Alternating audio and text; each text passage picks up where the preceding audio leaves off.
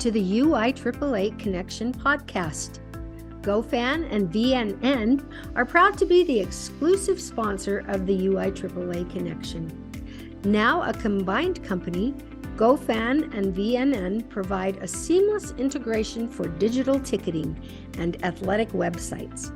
Direct your fans to one place for all your athletic events, communications, and tickets to home and away games. Thank you to GoFan and VNN for their exclusive sponsorship of the UIAAA Connection.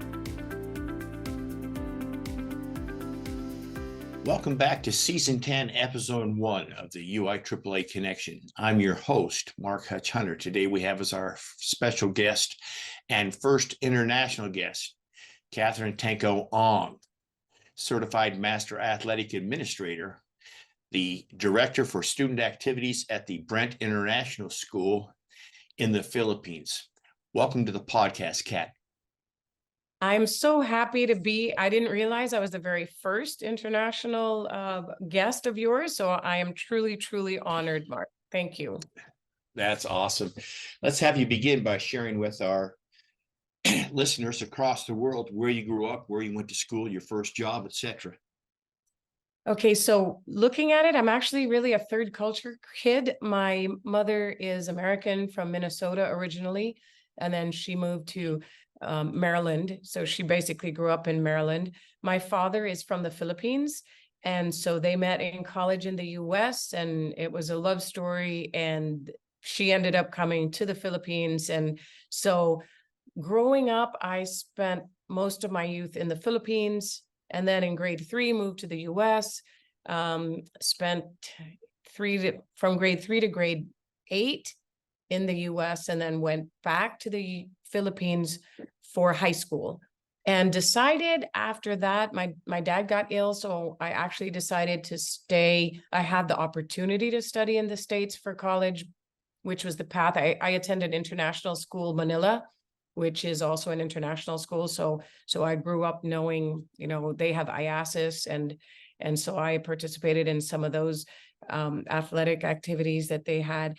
But I decided to stay in the Philippines and ended up studying college in the Philippines. That is fascinating. So any stories from obviously early school, kindergarten, first, second grade, Philippines, moved to the States for 4 or 5 years, and then back again? How much of a culture shock is that? Of course, your dad being from the Philippines, maybe not as much, but that's quite a move, I would think. Yes, I adapted very well. I guess since I moved to the US at such a young age, I adapted very well. I loved being in the US. My first sport was softball, and then it was basketball in the back, in the playground in the back with all the boys. And I adapted very well to the life in the US. I didn't adapt as well coming back. It's a good thing I went to an international school coming back to the Philippines. Had I gone into a local school, I probably would have not enjoyed that very much. And when I went to college here in the Philippines, it was a different thing, because college, you're basically on your own, but I got a job right away. And so I started working in second year of college. So that kept me really busy along with trying to graduate. So it was okay. I enjoyed college here in the Philippines. Looking back, it's like, what could have been had I gone to college in the US, because I could have, and I made the decision not to. So there's always in the back of my mind, it's like, what would that have been like had I attended college in the US? But I'm happy the way things turned out. Let me ask you this, Kat. Did you have any opportunity at all to play youth sports? I have no idea what the youth sport complex would be like in the Philippines. Possibly in your late elementary years in the US, you had a chance, but to talk about any chances you had to play youth sports. Well, in those days, the olden days, I probably could have played basketball. I was one of the taller ones. I'm only 5'6", but in the Philippines, Asians are not very tall. Filipinos are not very tall. So I had the opportunity to play basketball. One of my coaches from international school was recommending me. I didn't know this at the time, but he told me later on that he was recommending me to the coach of the school I went to, which was Ateneo de Manila University. I didn't know that. And for some reason, I was burnt out from all the sports I had done in high school. And so I didn't participate in any sport in college, my first year. And then the second year I lost out because I started working. And so after after class, I would have to go straight. I mean, that's a whole different story. It there was a revolution here. It was a Marcos revolution. We kicked out a dictator. Right. And so people who had worked for the television station that was associated with the Philippine government could not go back on air. My father had a friend who was a news person and said, why don't you go to the television station? And, they're looking for news anchors. And so I went to the television station and I was interviewed by the news chief at that time.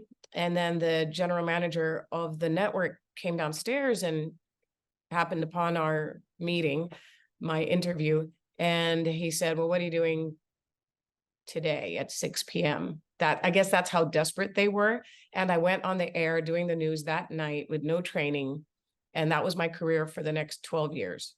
So very unusual. I was a news anchor for 12 years.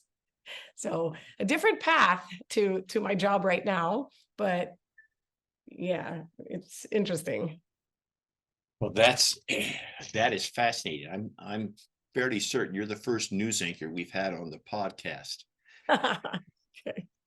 You got into, so once you left being a news anchor, any kind of coaching or just into school administration then, or how did that go? No, so I do not have a degree in teaching. So my path to being an athletic director was also quite unusual. I started to coach my kids. So my son played baseball and my daughter played softball.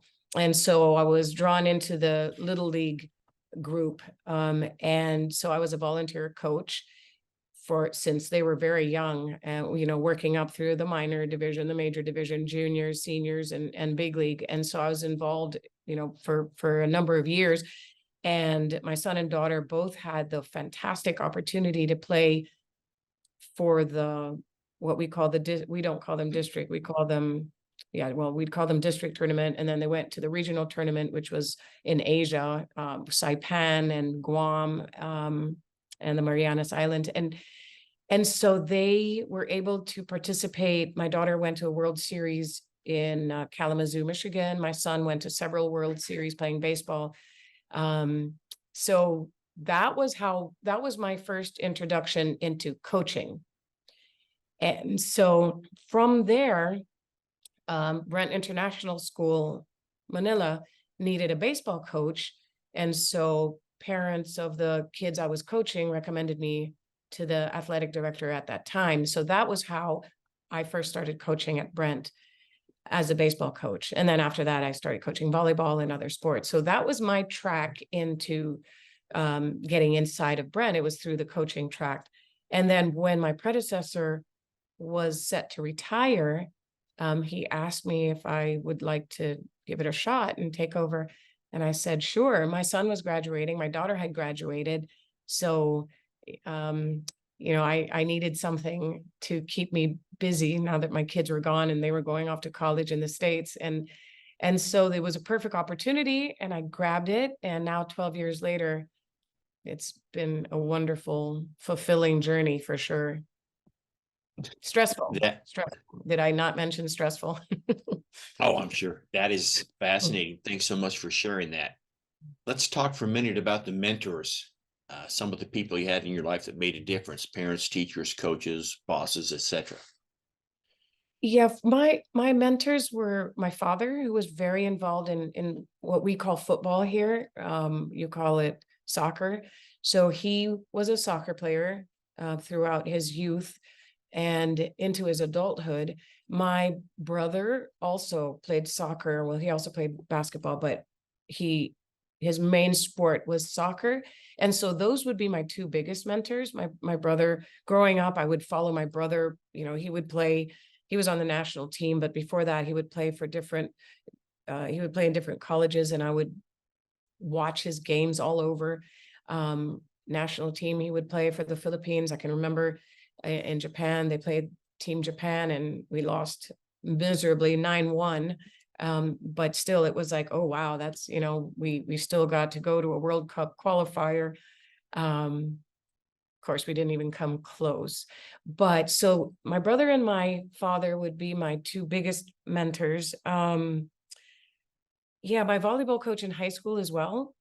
She was not the best technically, but she was a very good encourager and so positive that she made everybody feel confident. And I think, growing up, that's why as a coach now, that's one of the things I think is very important, to give confidence to the athletes as a coach.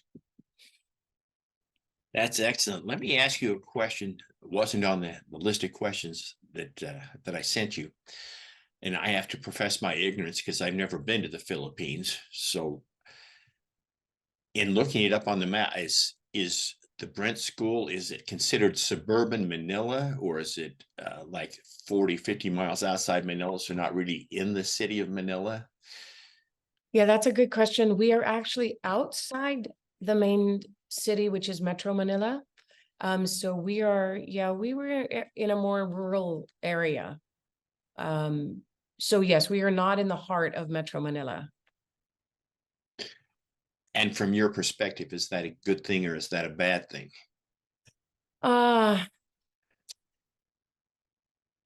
There are positives and negatives. I think if we were closer to the city, we'd probably have a bigger population. But being further away from the city, we have a beautiful campus that has a lot of space and great facilities. So other schools it's very expensive. Land here is very expensive. And so the fact that we're further out has allowed us to afford like a full baseball field. I mean, my baseball field is 365 feet, right field, left field, and even more center field. So not many schools can claim that. And so that's one of the benefits. Luckily, the city seems to be moving south, which is where we are. And so I think hopefully our population, our student enrollment will go up. COVID, of course, had an effect, but we're starting now to bounce back and have been bouncing back this whole past year. And so, yeah, hopefully things will get better and better. So there are pros and cons to it. Traffic in the city is horrendous. Manila traffic is terrible. So that's one of the negatives. One of the positives, that we don't have it that bad. I can't even imagine. So again, to show my ignorance, Manila proper has how many million people? Oh, yeah, there are a lot. I don't want to give a number because I'm afraid I'm going to get it wrong, but it is overcrowded for sure. Let me ask you a little bit of a personal question here, Kat. What's your biggest failure or disappointment in life, and what did you learn from it? So I had to write that down because I've had many. I think I was very raw and new coming in as an athletic director. So I didn't have much pre-education coming into it with regards to being an athletic director. Luckily, I did work in the athletic office at Brent. And so I knew how it worked.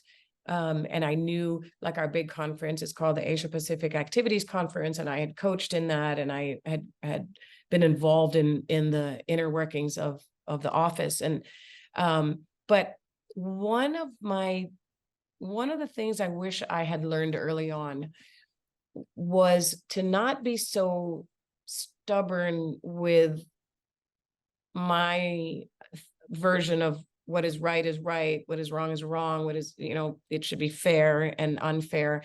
I was, kind of dogmatic with sticking to that. And I've learned later on in life that it's diplomacy is always very helpful. Tact is very helpful, not to be stuck in that.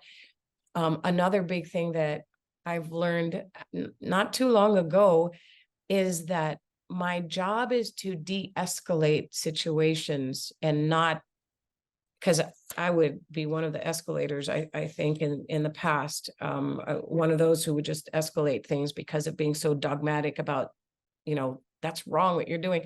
So I wish I had learned that early on, that diplomacy, tact, face saving, trying to de-escalate situations, understanding it from another person's point of view, and to be a problem solver first and foremost. So those are the things that had I known that early on, I think things would have been, a lot smoother in certain situations. Very well said. This question may have a different answer than it normally does for my guests.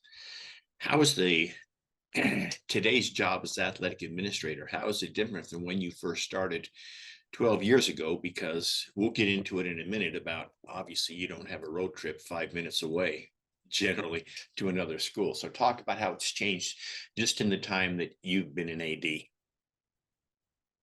One of the biggest changes is how much there are several, but the first one that comes to mind is how much more child protection, child safeguarding has become a part of what we do, and considerations for everything we do, like planning travel, even just going down the road. By travel, for us, travel means hotel stay, home stay, getting on an airplane, booking those flights.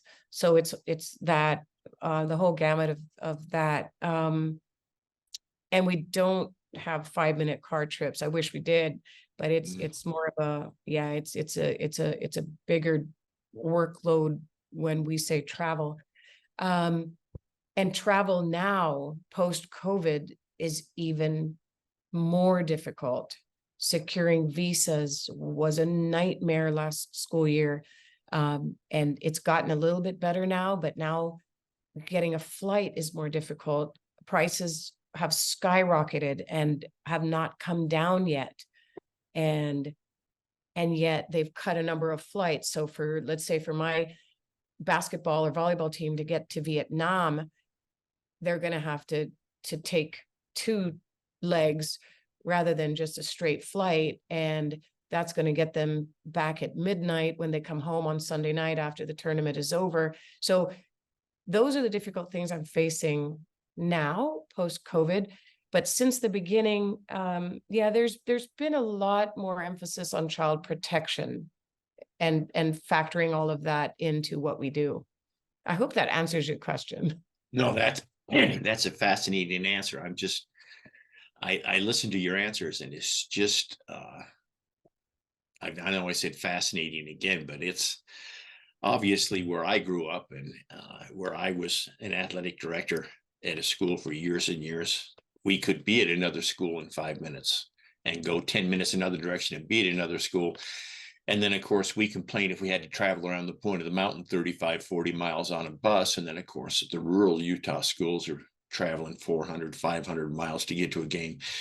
But none of them are getting on a plane and traveling to Vietnam for a tournament and then back on the weekend. So it's just a different mindset. Let me ask you for a moment about your journey with the International Athletic Administrators Association. We first met, for our listeners who none of them would know this, we first met back when I was teaching 790 online. And I can't imagine you have had, I think it was 6 o'clock my time at night. So it would have had to have been probably 9 the next morning, your time, when you took that class. Right. But right. talk about, I know this will be fascinating for our listeners because I don't know, and I think most of them don't know, the the great growth internationally that the NIAAA has made probably over the past 6 years. So talk about that for a minute. It is incredible. And I wasn't able to attend the NIAAA this year, but from what I hear, our numbers have grown even more. I'll take you back a little bit. When I was a first year AD, two of my conference colleagues had said, our conference is APAC, had said, you're brand new to this, go to the NIAAA conference. It's in LA this year. You're going to learn a ton of stuff. There are classes you can take, you register for them. There are workshops you can take, and it's just full on everything you need to know about being an athletic director. And so I did, and I just absorbed everything. I took as many classes as was physically possible in one day, attended as many workshops as I could, and I would highly recommend that for new athletic directors, just plugging it right now. But I was walking along the hall and I saw a sign that said international meeting, international athletic directors meeting. I had not seen it on the schedule, but I just walked by and I looked in and there were some people inside. And so I just happened to walk in. And that was the start of my journey with the NIAAA Ad Hoc International Committee. And it has been truly fulfilling and just wonderful and still a lot of work. But what amazes me is how everybody just wants to give back. That's actually what amazes me about the NIAAA. And everybody in attendance at all of those meetings. I mean, everybody just wants to share what they know, and they want you to learn from them, from their mistakes. And it's just an incredible organization that gives back so much. And so with knowing that, that's why I wanted to get involved. And in the beginning, what I wanted to do, because for me to travel from here to LA, from the Philippines to LA, I mean, even Florida's even further. This year was in Florida. It is like, I don't know, 25, 26, 28 hours to get there.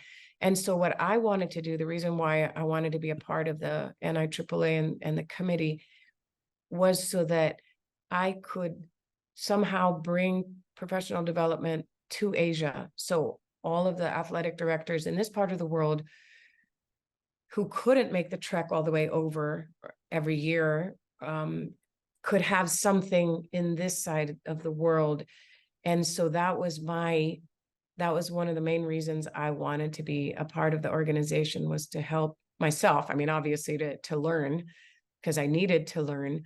I was very raw, but also to, after I had learned, and I mean, I still learn, but to bring back stuff that other athletic directors in this area could learn. And so far, we've been able to do that. There's been conferences in Hong Kong and one in Shanghai, and IRCOS, which is the East Asia Regional Conference.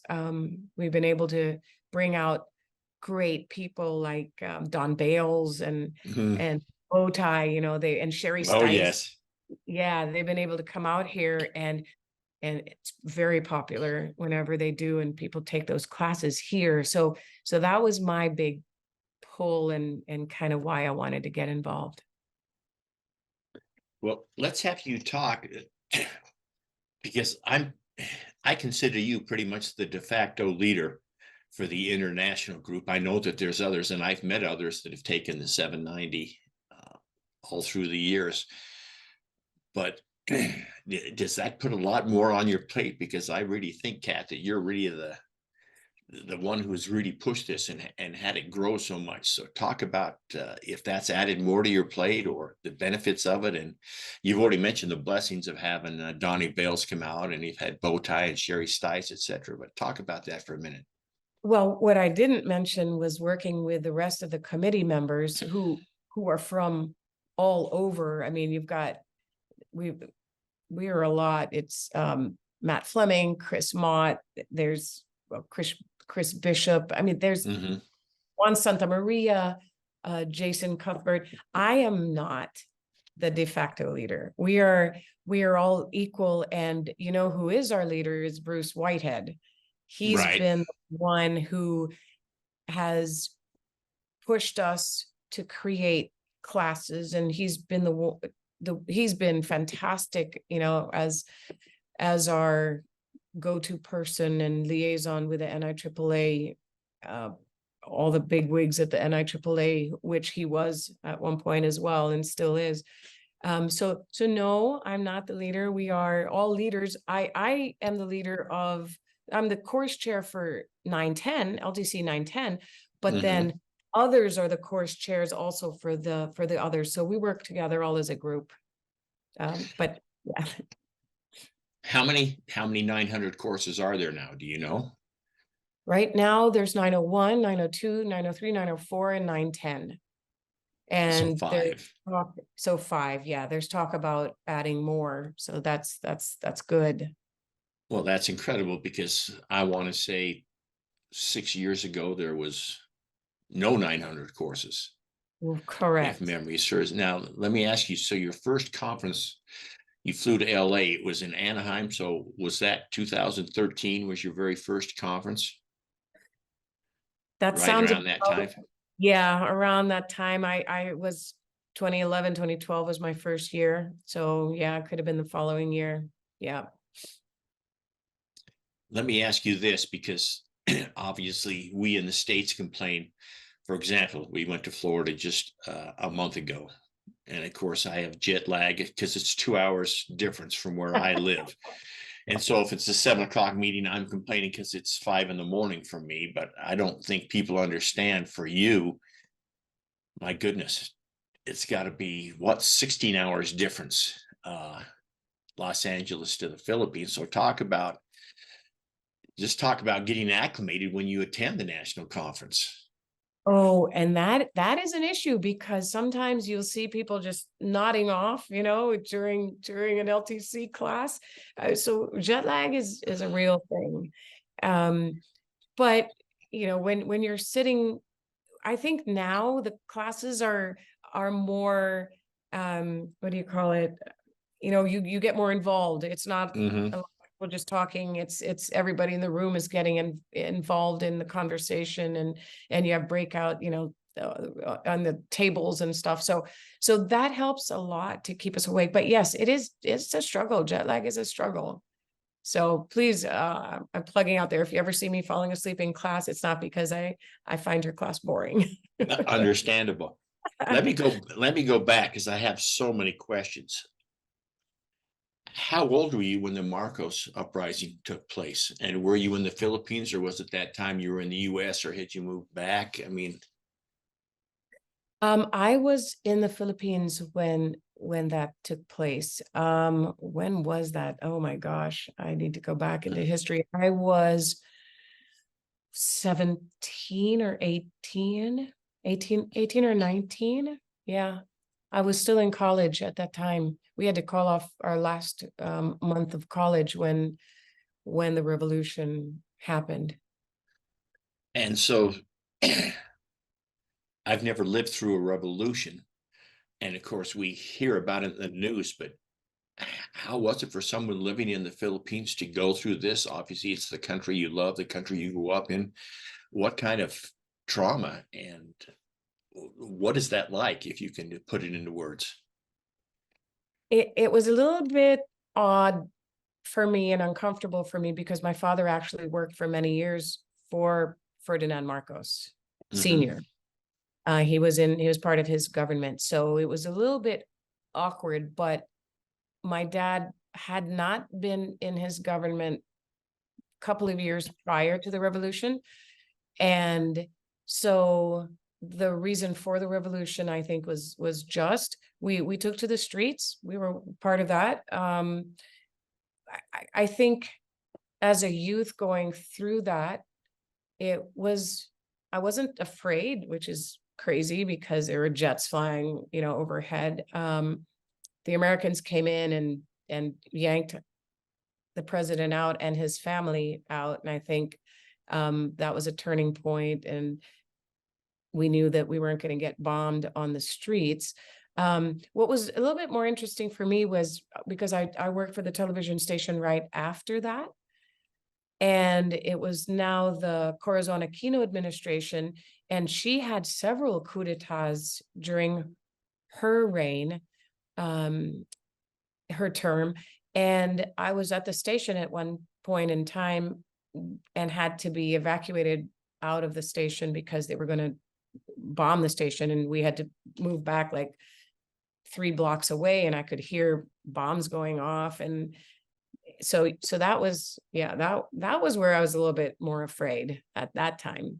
And that was the administration after the Marcos administration. So political turmoil is not new for us. Luckily, the Philippines has been stable, if you'd call it that, for a while. No coups d'etats, at least.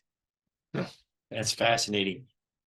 And let me then revisit. So you were at the TV station for 12 years. You just had enough. Your kids were getting older. You just left, or like Well, the opportunity at the Brent School opened up. Let's go into a little bit more detail about that. So it was a chopped up 12 years. I was with the one station for about 7 years. And then I got married and my husband got a job in the US. So that's why my job was cut, because I moved to the US. And then when I came back, a station right away, another television station hired me right away. And then I continued my career. So there was like a 4-year lull when I was in the US after getting married. That's fascinating. So let's put this in perspective. The closest school as an athletic director that you have contests with is how far away from the Brent School? Without traffic, it could be a 40-minute drive, but normally it would take about an hour and a half to 2 hours to get there. The closest international school, one of the schools we compete against. And then there's another school, Faith Academy, which is more up north. And that one is probably a 2.5-hour journey going and back. And that's because of traffic, not because it's that far. Okay. And how many, for example, your basketball team, which is playing right now, I assume, same time as when we played basketball in the US, how many plane rides to games are there during the season? And is there a Philippines national tournament, or is it this Asian Pacific conference? Is the conference get together and have a conference champion? How does that work? Yeah, so Asia Pacific Activities Conference is comprised of 12 schools. We've got 6 in China, Hong Kong, 1 in Japan, 2 in Korea, 1 in Vietnam, and then the Philippines. So that's 12. And I run leagues. I have a local league we play against local schools, so basketball teams from local schools. And then I have another league, International School Manila and Faith Academy and Brent. We just compete against each other. For my JV teams, we have the International School Activities Conference, which is it's JV level, but also some local and some international schools that compete. And our season, the leagues that I run are all geared to prepare us for the Asia Pacific Activities Conference, which my boys team is flying out. They're going to Daejeon in South Korea. I'm hosting girls division, and it's a super. So all 12 schools are sending teams to me in end of January. And my boys are flying out to Korea. My swim team is flying to Beijing. So all the games we play, but my teams play 2 games every Saturday on the Saturday that are play dates. And all of that is in preparation for these culminating tournaments. one being ISAC for JVs and one being APAC for the varsities. That is so different than what if I would use the word normal, it is so different from a high school in the United States, even if you have a little bit of extended travel, because your JV's in a different conference than your varsity. I just can't imagine packing up the basketball team and flying to Mexico City for the state tournament, so to speak. Of course, you're hosting at the same time, so you're not with that team. Your swim team's off maybe back in Saskatoon, Canada. I mean, I'm fascinated by this because it's so different, but I just think it's obviously it's a lot of work being an AD. I just think it's maybe a lot more work being an international AD. Let me ask you if you'd share with our audience just some of the great experiences you've had being able to travel with your teams internationally. Well, so I started out as a coach, and my goodness, getting to, well, obviously the whole season leading up to the travel is just a joy, because the kids are great. They're so well behaved. They're so respectful, and they're so eager to learn. We don't produce many D1 athletes. And so winning is not, I mean, it's our goal, but it's not the be all end all. And the kids are just so excited to get to play a sport, and there's something for everybody. So leading up to that traveling with the kids is also fantastic. It's such a bonding experience. And we used to do homestays pre-COVID. Our conference was a homestay conference wherein, let's say my swimmers going to Beijing, they would stay in families' homes with kids who studied in Beijing. So they would stay there, 2 of them at a time, or 3 or more, which however many the house could take. And so that in itself was a great experience for the kids. It's also culturally, you get to know a different family, whether they were Chinese or whether they were European. You'd get to stay with a different family. Yeah, it's taking people out, our students outside their comfort zone, but that's part of the whole experience. And I have to say, from my kids' experience with a homestay and with traveling for this conference, they actually made friends, and they went to college, and walking down the pathway, somebody was wearing an APAC shirt. And so, and say, hey, are you with APAC? Oh yeah, I was with APAC swimming. Are you APAC?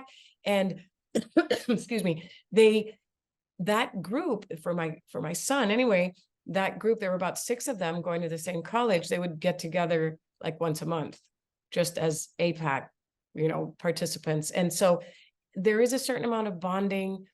There's a lot of growing up for the students, a lot of cultural experience to be staying with a different family. Plus, they're battling on the court or on the field. They get to the love of the sport is also there, but you also get the other side. You get to make friends. And so it's not always, enemies on the field. Now you're actually staying with the point guard of that basketball team. And so, that I liked the way that worked. It made them friends outside of the court. So yeah, it's great. Coaching, I just love coaching. So that would be one of my recommendations for anybody who's a brand new coach, as I think that's one of your questions. My predecessor had said, don't coach. You're not going to have time. And he was right. So the first 2 years I did not coach because I had so much to learn. But then after that, I felt like I was losing touch with the students, with the players. I felt like I was losing touch with my coaches. And so I started coaching again. And I think it's a wonderful thing, being an AD and getting to coach. If you have the time to do it, I would recommend that. That's fascinating. Kat, what's the favorite part of your job? Favorite part of my job is actually coaching and watching the kids. So right now, being the athletic director, yes, I get to coach. Not as much as I would like, but I get to coach at least one season, assistant coach maybe for another season. But the favorite part of my job is to be with the students, mentoring them.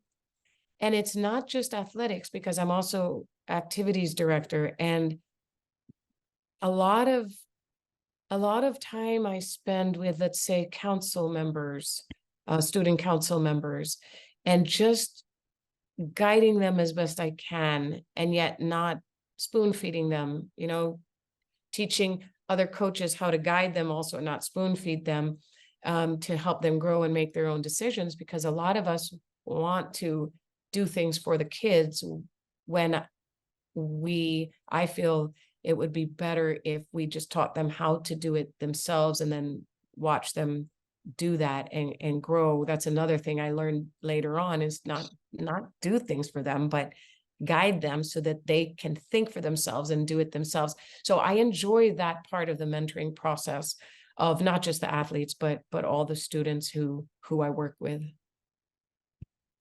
Let's finish with a couple of questions, Kat. The first one being, I need your 2 suggestions for a brand new athletic administrator in order to be a success, and they need to follow Kat's 2 suggestions to become a great athletic administrator. What would those 2 suggestions be?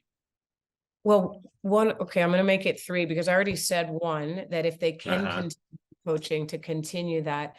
But my other one of my other ones would be learn how to de-escalate situations early on. You fight the battles that you need to fight. You do your job, you solve the problems, but never create problems, never escalate problems, and don't find fault first. Solve a problem and then go back and figure out with your team, your crew, your staff, how could we have done that better? What did we do right? What did we do wrong? How could we have done that better? And next time, how can we make sure it doesn't happen again? So don't automatically, when there's a problem, don't be like, well, it's your fault. Why did you do that? Be more like, okay, let's solve this. Let's solve this, and be that type of, problem solver right away. It took quite a bit of time for my staff to realize that they were afraid that if they make a mistake, I was going to get mad, or people were going to get upset. And it's taken years for me to let them realize that everybody's going to make a mistake. And if you make a mistake, ultimately it's my mistake, because I haven't, mentored you well enough or given you enough professional development. And so now they're so much better. They take initiative, and which is so much more helpful for me. And so that would be another thing, is to try to give your staff as much professional development as you can. What I do is I go and I take copious notes, or I video, and I go back and I share that with my staff. And so that would be another thing, that if you can't provide professional development for everybody, be it your coaches or your staff, try to get it yourself and then share it. So I guess in a way, the ultimate goal there would be to empower those who work with you, who work in your activities office.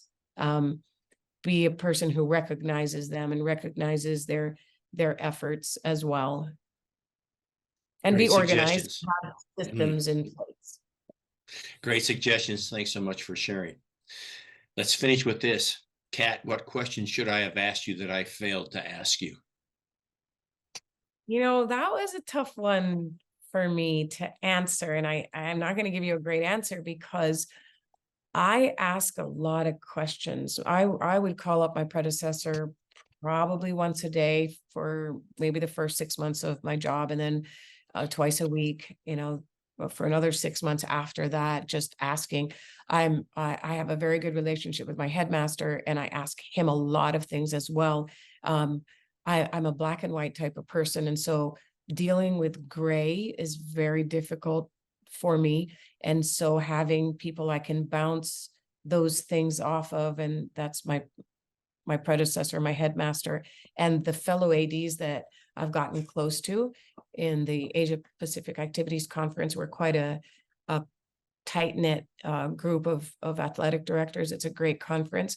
And so just being able to bounce those things off of my fellow ADs and my headmaster and my predecessor at that time has been wonderful. That is a great response. That wraps it up for this edition of the UIAAA Connection. Again, our guest today has been Kat Tanco Ong, Certified Master Athletic Administrator and the Director of Activities at the Brent International School in the Philippines. Kat, thanks so much for taking the time to be on the show today. Thanks. I'm incredibly honored that you featured me. So thank you very much, Hutch, and all the best to you and your podcast and all your listeners. Hope to get to meet them and meet you next year again. There you go. For our listeners, we hope you tune in again next time for another edition of the UIAAA Connection.